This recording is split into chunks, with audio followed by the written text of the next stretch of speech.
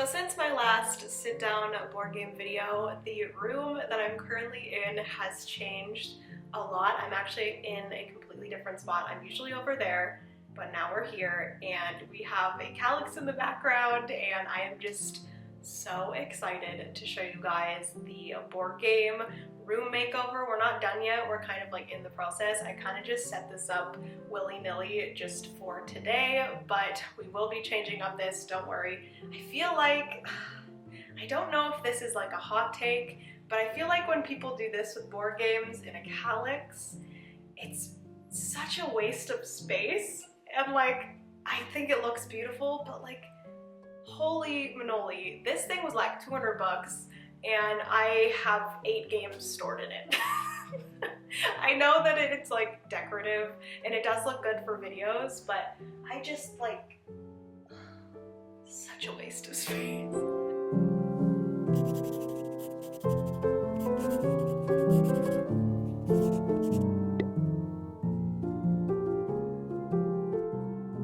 Anyways, moving on to what today's video is, we are going through 10 board games that Francis and I like to play two-player. If you guys have never met Francis, I'll put up a picture right here. He is my boyfriend. We've been dating for over 3 years now. I think it's going to be our 4-year anniversary in August of this year, so that is super exciting. Also, let Francis know down below in the comments that he should be in more videos, because I'm trying to get him to be in videos. He's been in like multiple videos on my channel, so if you guys want to go like back in the day and see videos of us together, we did do a board game collection video, which I will link right here if you guys want to go check out that. But he doesn't want to be in videos, which I totally understand, and I don't actually care, but we are thinking about starting to do some board game live streaming over on my Twitch, which if you do not follow me over there, it's Jenna Streams.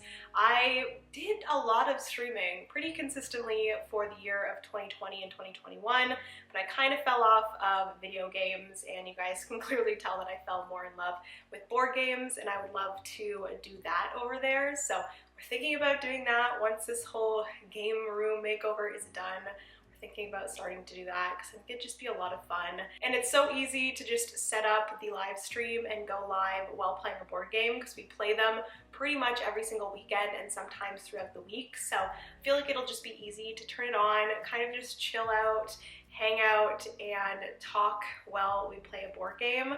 So that's going to be super fun. Anyways, I'm going to stop yapping and we are going to get into this video. If you guys want to see Francis and I's top 10 games that we enjoy playing together, 2-player, not 2-player only, just 2-player, good at 2-player games, then continue watching.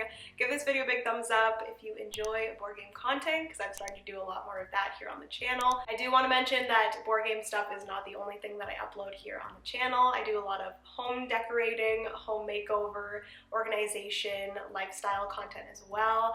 But if you just want to be here for the board game content, I'm totally cool with that too. And let me know down below what you enjoy playing with a partner or a roommate or a friend or a parent. Definitely let me know down below what your favorite at 2-player game is, and let's get into this video, shall we? So I'm going to start off with 2 honorable mentions. I don't actually have them here to like hold up for you guys, but the first one is the only 2-player only game that Francis and I have, and that is 7 Wonders Duel.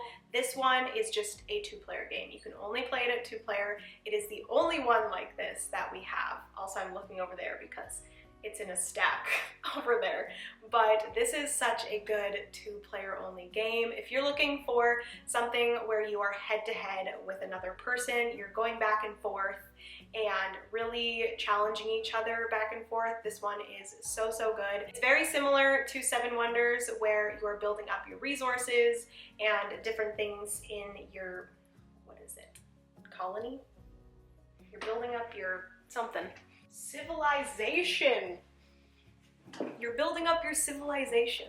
It's pretty similar to the original 7 Wonders, where it is a card drafting game, but instead of having the cards in your hand, picking one and giving the rest to the person beside you, there is like a little structure of cards on the table that some of them are blocked by other cards, so when one card gets taken off, the one that was underneath it gets flipped over. So you're kind of revealing different cards as you go. Sometimes you don't want to take one card because then your opponent will be the first one to have pick of the one that's getting flipped over. So it's kind of like holding back, taking things to kind of go against your opponent, and you're building up resources, using those resources to build other cards. It's a very engine building game. You're collecting resources, like I said, building wonders, all of those things, and it's just such a good game. There's war, there's science.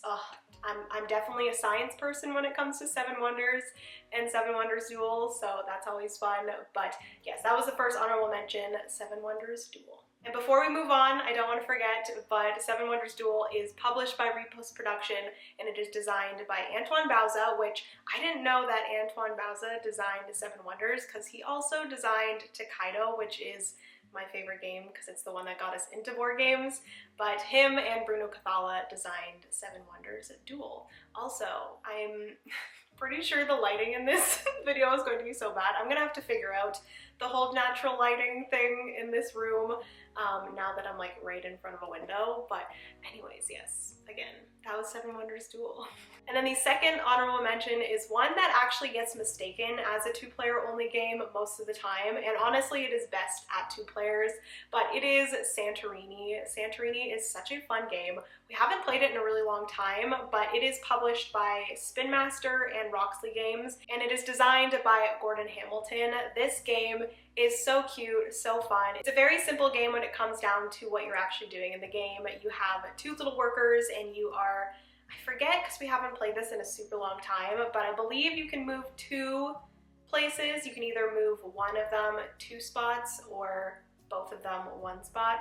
Correct me if I'm wrong, but you are moving and then placing a building, and you're trying to get to the top of 3 levels before the other player places a blue dome.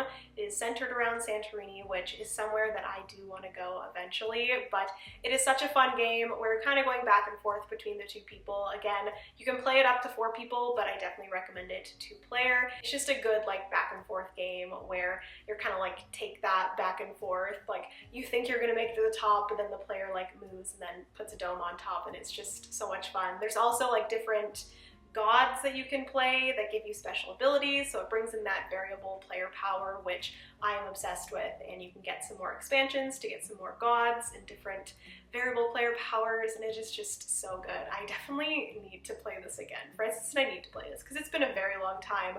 My sister and her husband borrowed it for a while. We finally got it back, so that one definitely needs to get to the table soon because it is just so much fun, quick, kind of back and forth game. Okay, so the first in the top 10, which I can't believe I've already talked this long and we haven't even gotten into the 10 that I wanted to talk about today. But the first one is one that I've talked about here on the channel before. It is Hadrian's Wall. This is such an amazing game. It is published by Renegade Games and Garfield Games, and it is designed by Bobby Hill. And this is a flip and write game where you are flipping a card and it shows you all of the different workers and resources that you get for that round, and you're taking those workers and resources and using them to fill out different spots on your board. You're protecting your wall. You basically have like a village that is surrounded by a wall, and you're building that wall to protect your village. You're also doing things in different parts of the village, in different, like the theater and the bathhouse and all of these things in your village. All of those like different buildings have like little mini games, which is so much fun.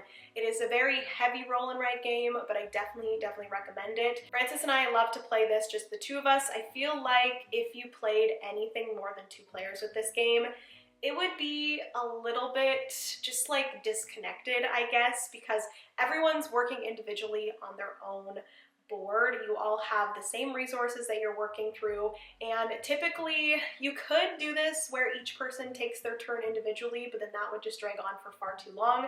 So typically you all get your resources at the same time and you are using them on your own board at the same time. So I feel like it just ends up being a 4-person game of solitaire. Everyone's just kind of doing their own thing. There's not a lot of like player connection. So the most that Francis and I will play this at is 2 players, and we kind of just chat as we do it. We maybe watch a video on YouTube and play this one. Also, I just realized that the window kind of reflects on all these boxes. I do apologize, especially Taverns of Tiefenthal and Maracaibo. Anyways, yes, that is number 1. These aren't in any order. I'm just kind of talking about each of them individually. But Hadrian's Wall is one that we absolutely love to play 2-player, and I definitely recommend. Next up, we have a classic that I feel like a lot of people need in their collection. This is just such an amazing game. There's nothing like it, and it has been around for a pretty long time, and that is the Castles of Burgundy. Francis and I have the new one. Like, look at how reflective this is. Oh, I'm so sorry, guys. But this is published by, it says Alia here, but I'm pretty sure that's just a connected company with Ravensburg. Please let me know. I'm trying to learn more about the ins and outs of the board game community. So yes, I believe Alia is attached to Ravensburger. So yes, it is published by Ravensburger, and it is designed by Stefan Feld. He is pretty known in the board game community for some amazing games. So Castles of Burgundy is a dice rolling tile placing game. Basically, you're building out your duchy, and you have all of these hexagon tiles on a board.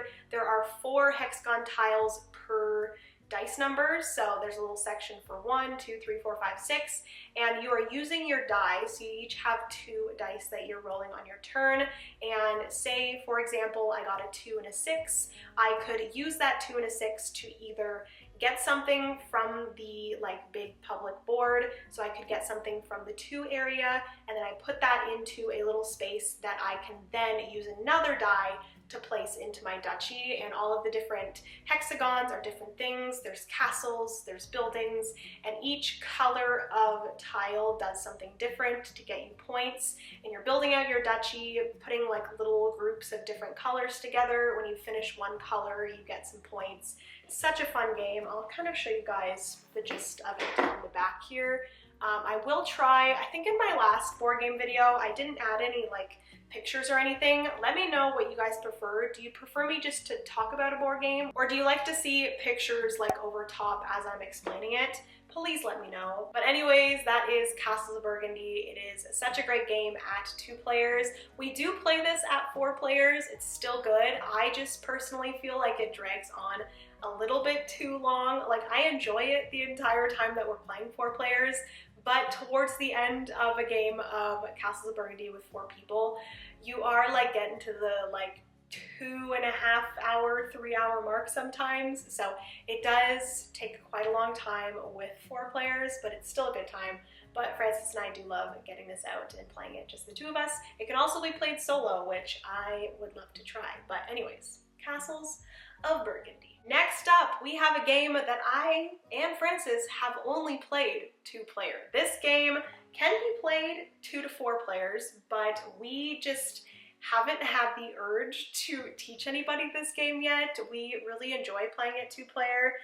We probably will eventually play it more than 2-player, but it is Alchemists. Oh my goodness, this was one of the games that I wanted it so bad, and it took me a really long time to finally get it, because it is a very heavy deduction game, which deduction games can be pretty thinky and kind of very just brainy. You know, you really have to think, but this game is just so good. I absolutely love the potion mixing kind of theme to it. But it is published by CGE, or Czech Games Edition, and then it is designed by Matus Kotri. I'm pretty sure I'm butchering that name, but it is such a fun game where you are mixing different ingredients. So you have cards that you collect in different ways. It is also a worker placement game, so you have a main board where you are putting your workers or little cubes, and you're doing different things like collecting different ingredients. You're trying to please these people that are coming to buy potions. you're testing your potions on either a like trainee or yourself, and basically you're taking these cards, and it has an app that it is integrated with where you're taking 2 cards that each are an ingredient, you're scanning them into the app, and then it tells you what type of potion it makes, whether it's like a positive green potion, a negative blue potion, a neutral potion, and there's a certain way that potions mix together. It's very confusing, the deduction part of it. It has a very steep learning curve, so that is kind of why we're like not really wanting to teach anybody it, because it's pretty complicated when it comes to the deduction stuff. So yes, if you do love a good deduction brainy game, definitely consider getting this. Just know it is very brainy and very thinky and pretty complicated. I think this is one of the heaviest games that we have. I don't know now, we've gotten quite a few heavier games recently, but this is just so good. I love, love, love the theme. I love deduction games. Please let me know of any other fun deduction games that you guys know of, but that is number 3, Alchemists. Number 4, we are coming in with a pretty simple but really, really fun immersive game, and that is Chronicles of Crime. This is a lot more simple than the Alchemist game, but a similarity to that is that it is app-driven. So basically in Chronicles of Crime, which it is published by Lucky Duck Games, and it is designed by David Sickrell? I'm so bad at last names, but anyways, Chronicles of Crime, you are a crime solver. You're trying to solve a crime basically, and there is an app that you are going to be scanning different QR codes on different things. You're actually like using your phone to like look around a crime scene, and you're kind of like telling the other person like, hey, I see this, and as you're saying that, you're taking out different clues that you see, and then you can scan those things. You can scan people to talk to them, to learn more about the crime and try to solve it.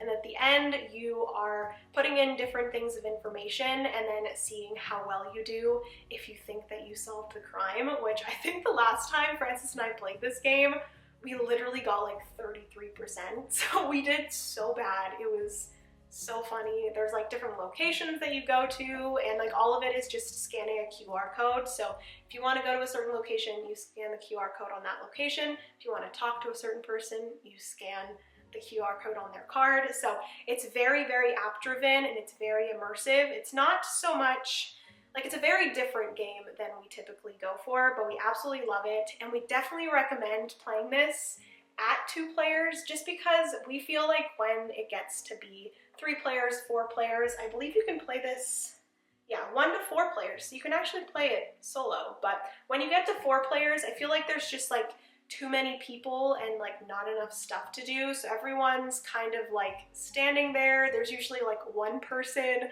or 2 people that kind of take the lead, and then the other 2 people don't really have anything to do. So we truly prefer to play this just the 2 of us. It is so much fun, and I definitely recommend it. It's Chronicles of Crime, which I will also mention that there's a bunch of different expansions for this. There's like Chronicles of Crime in like 1940s, I believe. There's like 2400 that you can go like in the future. There's just like a bunch of different kind of general themes for it, but this is just the original game, and we absolutely love it. Next game is one that I do not have with me because I feel like it would be way too big to show you guys here, but it is another, I guess it's a classic. I would consider it a classic, but it is Scythe, which we absolutely love to play a good 2-player Scythe game.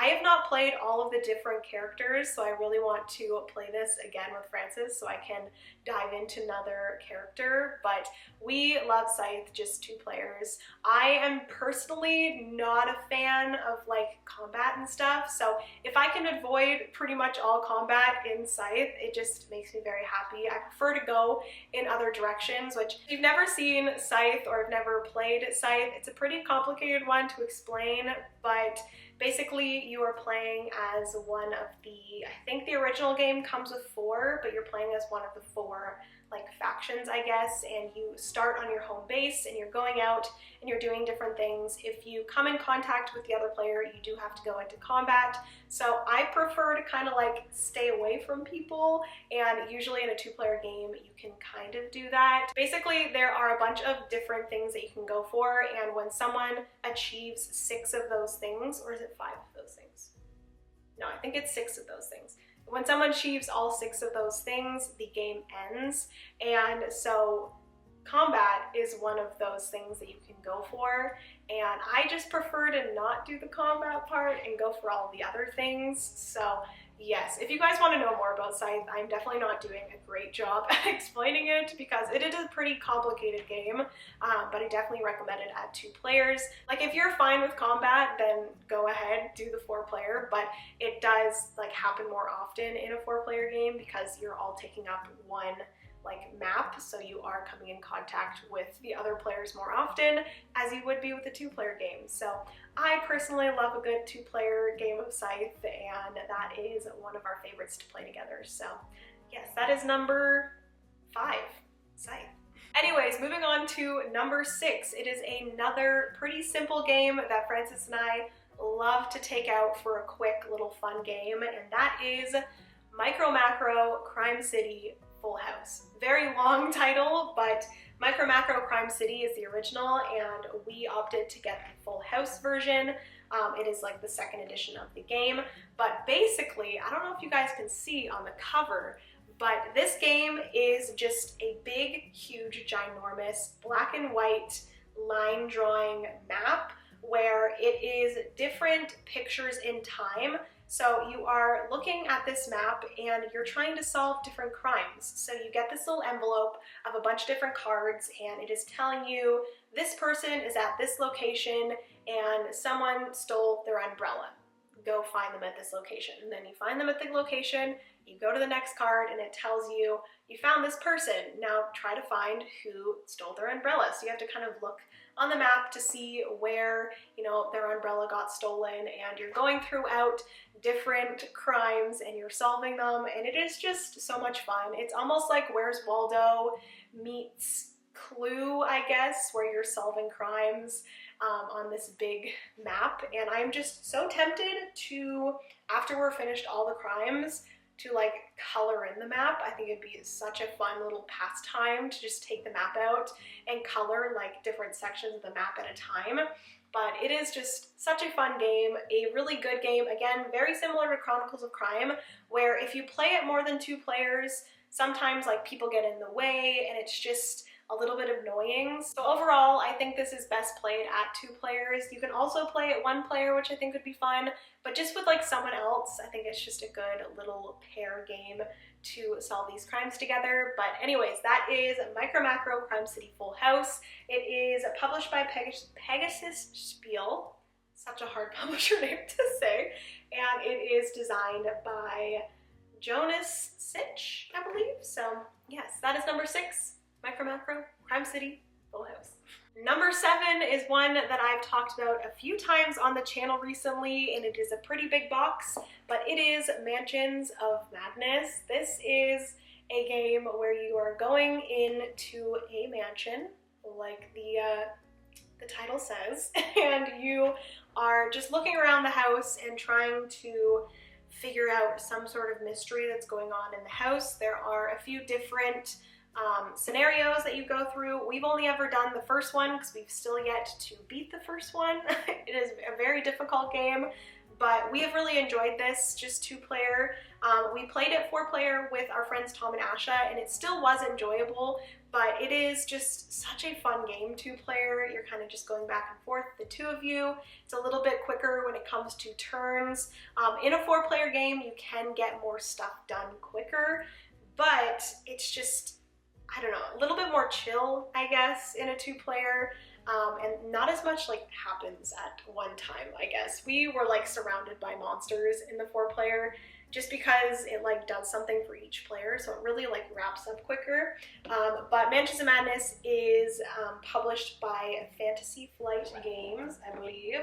Yes, Fantasy Flight Games, and it is designed by Nikki Valens, which I didn't realize. She actually was the designer of a game that I really, really want, and that is Artisans of Splendid Vale.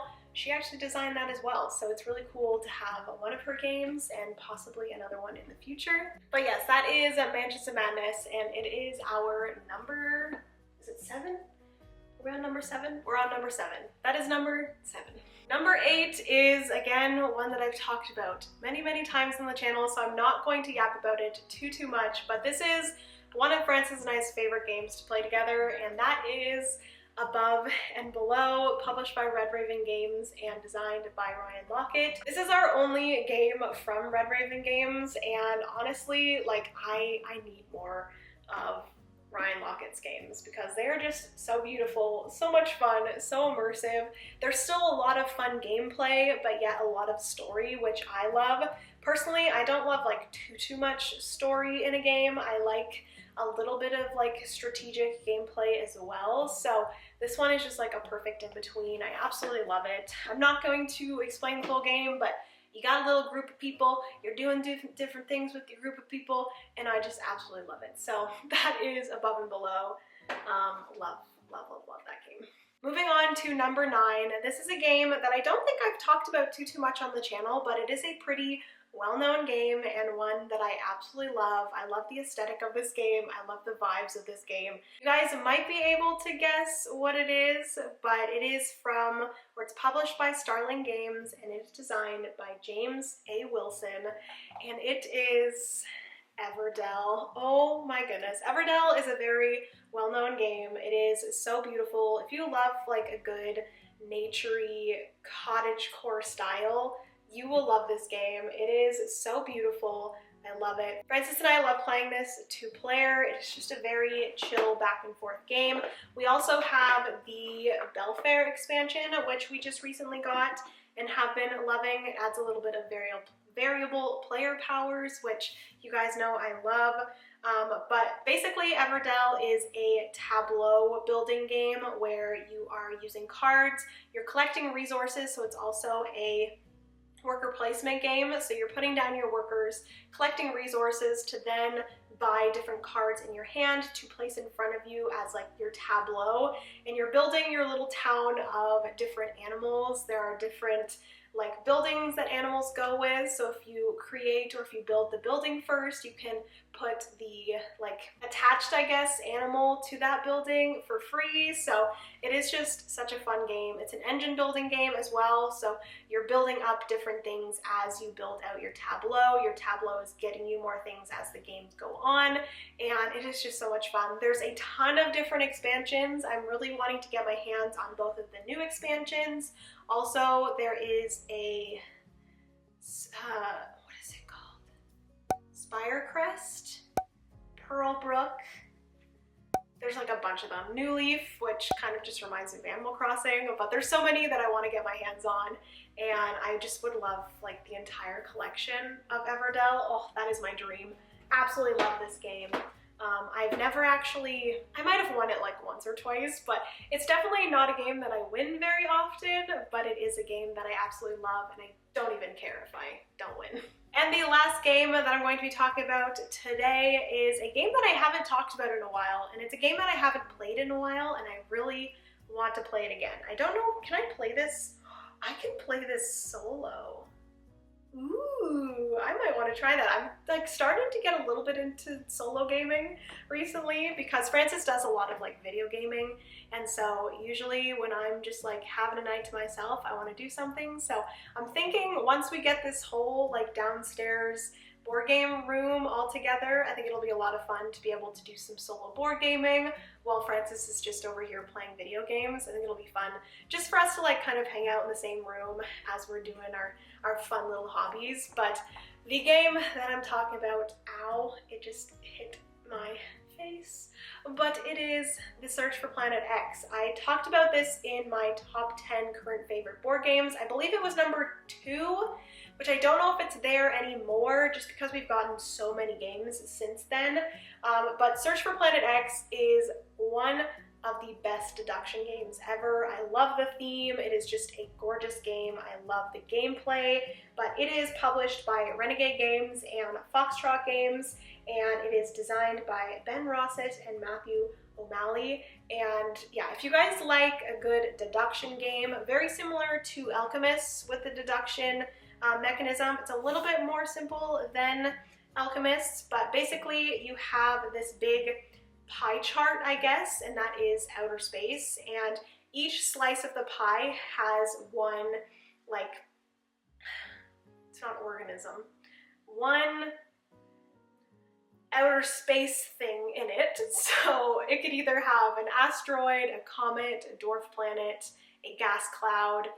It could be empty, or it could have planet X. So you're kind of deducing what one thing is in each pie, and different things like happen, different things can't be beside each other, things will be across from each other. So you're finding out information, and then that information is leading you to other information, and then you're finally just trying to find what little pie slice planet X is in, and it is just such a fun game, such a beautiful game as well. I'll show you guys the back there. I'm trying to show you guys the back more. I feel like a lot of people don't do that in board game videos, and I find it really helpful to see the back. So unfortunately, sometimes the back is upside down compared to this, so sometimes I have to like look and then like be awkward, but you know, your girl's already awkward, so it's fine. But yes, that is the Search for Planet X. That is the last one in this top 10 games that Francis and I enjoy as two players. So many people have been asking me to do this video, so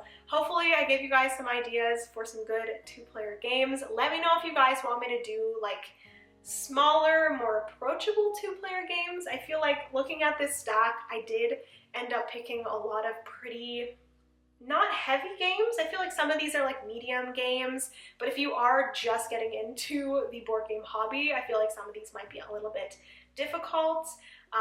But yeah, let me know if you guys want me to do a part 2 to this. I could go more into like the smaller games that we enjoy playing together. We enjoy a lot of like smaller card games together and like roll and writes and stuff like that. So please let me know if you guys want to see a part 2 to this with just like smaller two-player games that we enjoy playing together. Let me know down in the comments, but hopefully you guys enjoyed this top 10. I really enjoyed filming it. Get excited for the board game room reveal. You guys kind of have like a little sneak peek of it, but like I said, I will be changing up the background here a little bit, and there's still so much more to do in this room, so get excited for that. I love you guys so much. Be sure to subscribe, give this video a thumbs up if you have yet to do so, and yeah, remember, you are somebody's reason to smile, and I will see you in the next video. Bye, friends!